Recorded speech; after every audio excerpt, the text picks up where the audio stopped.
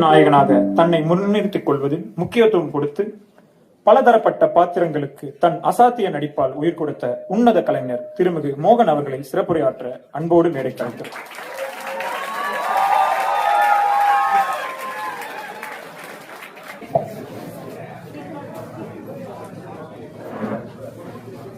எல்லாருக்கும் வணக்கம்.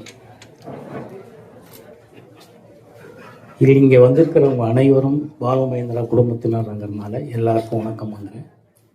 இந்த குடும்பத்துக்கு நான் மூத்த பிள்ளை. வெற்றிமாறன் அவர்கள் இப்போ தான் பேசிட்டு இருந்தார். பாலுமகேந்திரா சாரோட கண்டுபிடிப்பில் நான் தான் முதல் ஆள்.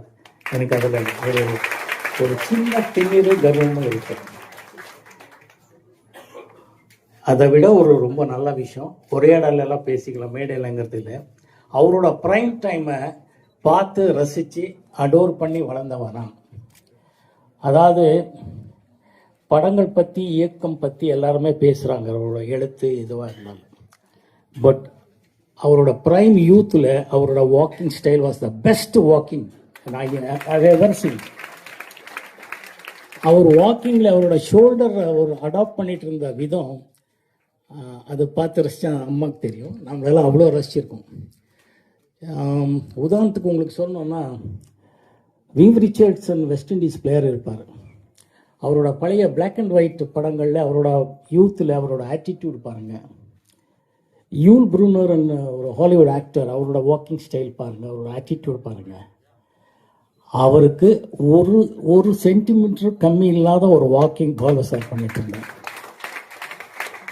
அதை எத்தனை தடவை நாங்கள் பேசியிருப்போம் தெரியல. அவர் நம்ம ஷார்ட் முடிச்சுட்டு இங்கேருந்து அது வரைக்கும் அப்படி ஒரு வாக் பண்ணுவார். அங்கே போனதுக்கப்புறம் திரும்பிட்டு ஜார்ஜன் அப்படி ஒரு கை தட்டுவார். ஆடா, ஈஸ் தி ஹீரோ. நம்ம எல்லாம் அவ்வளோ ரசிச்சிருக்கோம் சார்.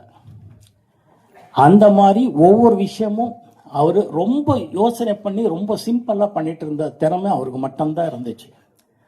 அவருடைய காவியங்கள் எதுவாக இருந்தாலும் இருக்கட்டும், எல்லாமே டச் பண்ணியிருப்பார்.